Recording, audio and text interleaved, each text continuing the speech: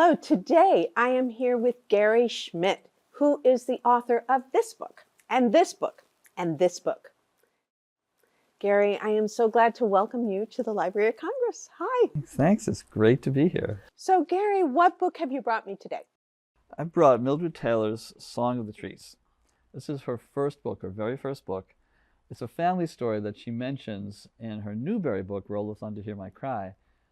She mentions the episode of this. And it's this wonderful, powerful story of the kids, the Logan kids, who are in all of her books, and how their father's away. It's 1930. He's working on the railroad.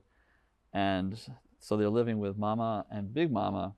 And this guy, Mr. Anderson, a contractor from town, comes to see them and bullies Big Mama into letting him cut down all of her trees. And there's a vast, vast acreage of all these beautiful trees. Cassie loves these trees. And so at the beginning of the book, you hear her listening to them. She thinks that they're singing to her. No one else in the family thinks that, but she hears them.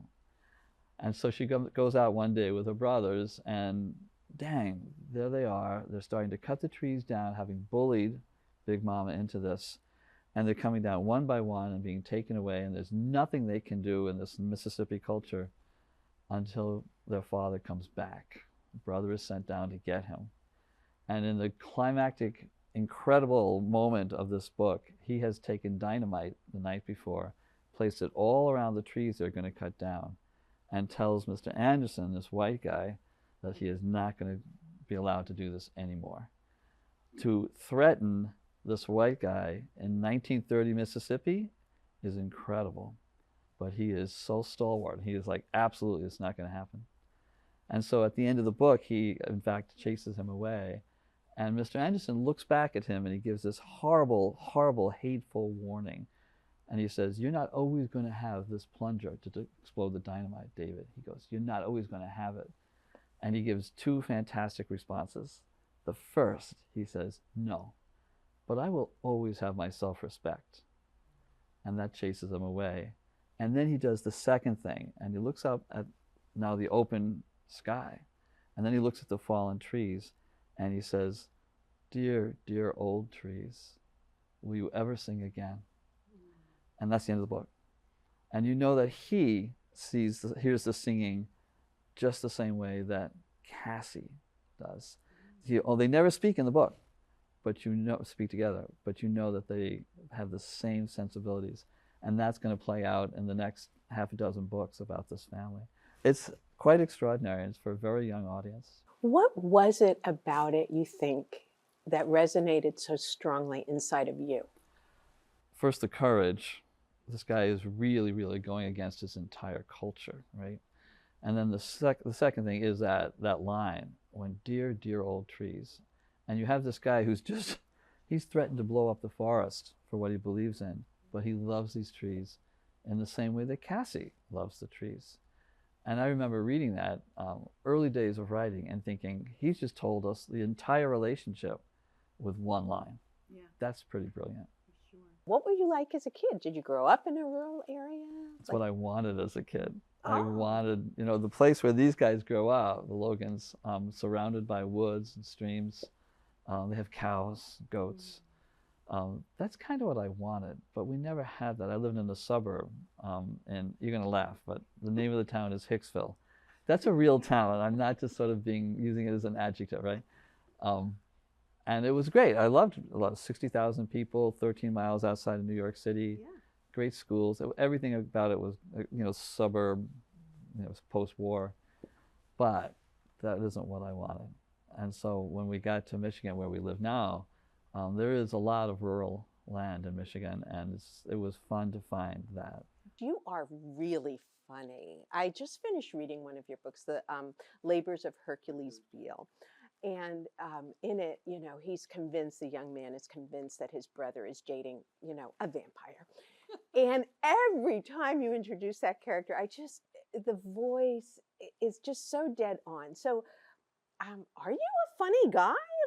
Tell me about this. No, I'm not. I really am not. Humor is really funny, really hard for me. It's Do you know how you must have this too? There are certain things when you're writing and you're sitting down for the day and you're saying, okay, I'm going to write my 500 words today, and it's description. That's easy. I really, really like description and to make it powerful, and I love that. I love dialogue. Plus, you go down on the page so very quickly, right?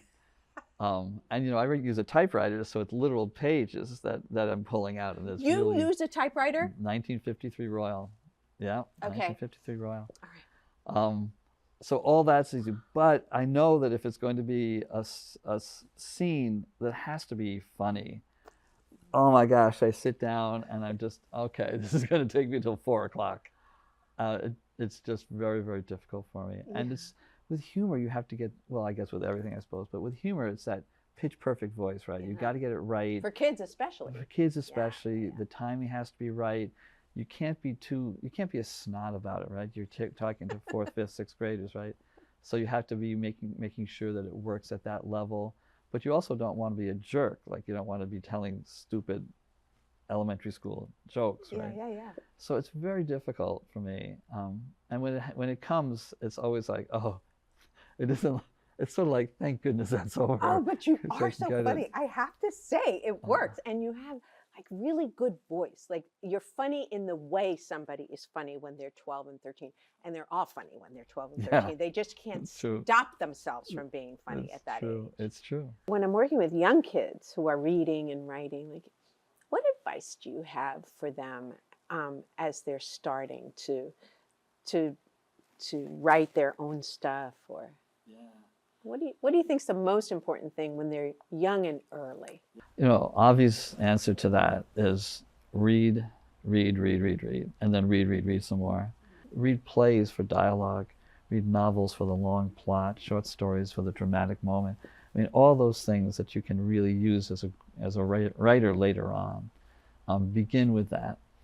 And then the second thing is, if it's not fun, move on to the next project. Oh my gosh, yes. But if it's a drudgery, oh my gosh. Yeah. You know, the There's world is honor full in of- giving up, Gary. Yeah, moving on. Moving on to the better project. Okay. Yeah, I mean, do something, but don't. Yeah. Gary, it's been such a pleasure to have you. You're just So an much fun. icon and you are so fun.